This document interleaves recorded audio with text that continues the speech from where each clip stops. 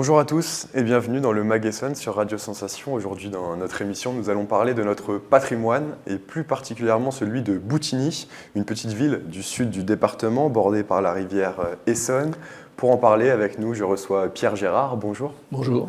Vous êtes le président de l'association Boutigny Histoire et Patrimoine et vous êtes un passionné d'histoire locale. L'association que vous présidez a été lancée en 2008. Alors quels sont les objectifs et les missions que se donne Boutigny Histoire et Patrimoine? Cette association a été créée exactement le 21 novembre 2008, pardon, pour s'occuper de la recherche du patrimoine et de son développement. Plus exactement, l'objectif, c'est rechercher l'histoire et le patrimoine à Boutigny et alentour, le protéger, le patrimoine, c'est son but aussi. Alors c'est un patrimoine qui est à la fois naturel et bâti. Petit et grand également. Il n'y a pas, dans le patrimoine, on ne fait pas de différence entre une petite chose, une petite maison ou un château.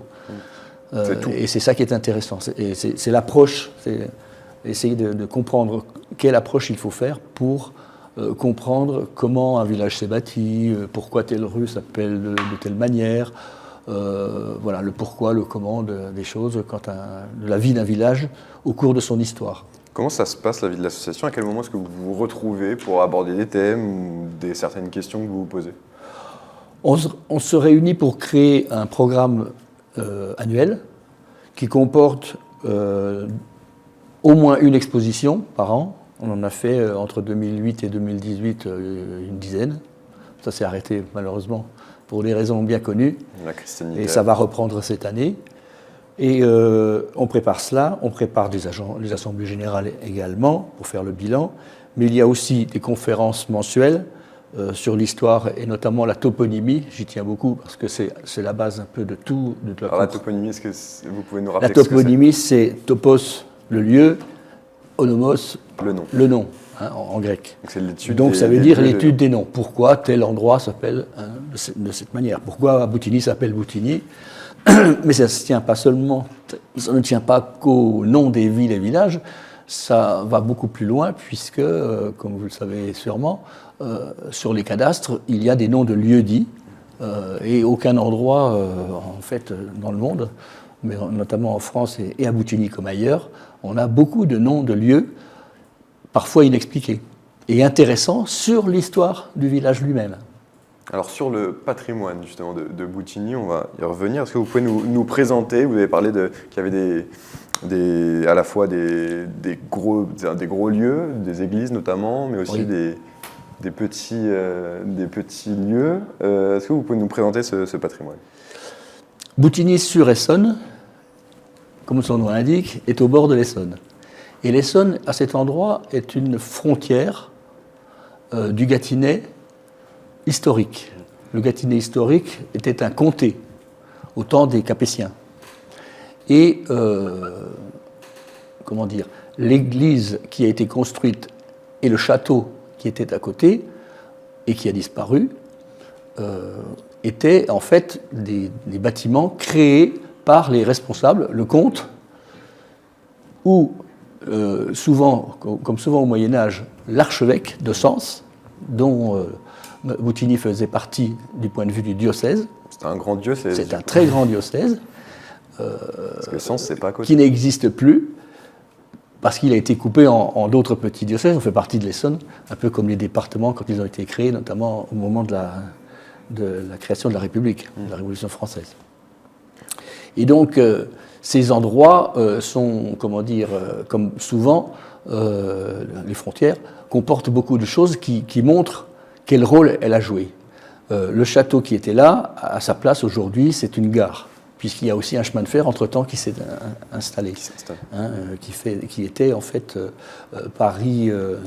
Paris-Montargis et qui s'est réduit à Paris-Malesherbes. Nous sommes donc à un endroit où l'église, qui était d'abord la chapelle du château, est devenue l'église paroissiale. Pourquoi paroissiale? Parce que tous les paroissiens y ont contribué avec leurs travaux et l'argent qu'ils ont payé, les impôts qui existaient aussi déjà à ces époques. Et les seigneurs payaient, eux, dans une église, il payait ce qui était le plus honorable, à savoir le chœur. Et on voit, quand on visite l'église, c'est juste ça, de l'extérieur, ça se voit, et de l'intérieur aussi, bien entendu. C'est dans le chœur qu'on trouve les plus belles choses bien travaillées, les sculptures, oui, tous les éléments qui concernent voilà. Alors sur l'histoire. Donc c'est le principal bâtiment public, puisqu'il est devenu public à la Révolution française, et appartenant donc à la commune, en réalité. Et le premier et le plus beau bâtiment historique, patrimonial de Boutigny. Sur l'histoire de Boutigny, vous avez sorti un ouvrage, Saint-Barthélemy de Boutigny, une histoire millénaire. Alors vous menez aussi des études historiques à l'échelle locale. Comment on s'y prend pour écrire un livre sur un petit village de Boutigny, sur son histoire? Quelles sont les sources que vous utilisez? Les principales sources pour écrire une monographie, ça s'appelle comme ça, un livre d'histoire sur un village ou sur une ville ou sur un sujet particulier, est facilement faisable si on sait se débrouiller aux archives départementales.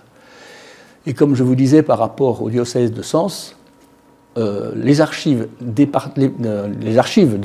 l'église de Boutigny, c'est ça que je cherchais. Étaient à Sens. Elles étaient à Sens, mais avec la Révolution, elles sont arrivées à Auxerre, puisque c'est le chef-lieu du département. Donc je suis allé à Auxerre, j'y ai passé une seule journée, parce que c'est ma méthode de travail. Quand je vais aussi à Chamarande, c'est un peu pareil. Je me lève tôt et je concentre tout sur une journée. Il ne faut pas manger, il faut se déconcentrer. Pas de pause. Mais c'est très intéressant parce que souvent dans ces archives départementales, on retrouve des éléments qui concernent les siècles très anciens, et j'ai retrouvé les dates de fondation aux archives d'Auxerre. Pratiquement tout est consigné, et c'est comme ça qu'on peut refaire l'histoire de l'Église, non seulement celle de l'Église, mais celle de tous les curés à partir du début 1100 et quelques jusqu'à aujourd'hui. Donc toutes les informations sont à retrouver dans ce livre. Ouais. Et quels sont les enjeux aujourd'hui, en 2022, en termes de patrimoine pour une petite ville comme Boutigny-sur-Essonne? Comme pour toutes les villes ou villages, le gros problème, c'est l'argent. Parce que, les subventions. Comme vous savez bien, pour qu'un bâtiment reste en forme, comme pour un être humain d'ailleurs, ou animal, il faut l'entretenir. Et moins on l'entretient, plus ça coûte cher quand il faut le réparer. Et parfois, le temps fait son œuvre et c'est difficile de réparer, ou de restaurer plutôt les choses. L'église de Boutigny a été entretenue si on veut. On peut faire mieux toujours, mais c'est beaucoup plus cher, effectivement.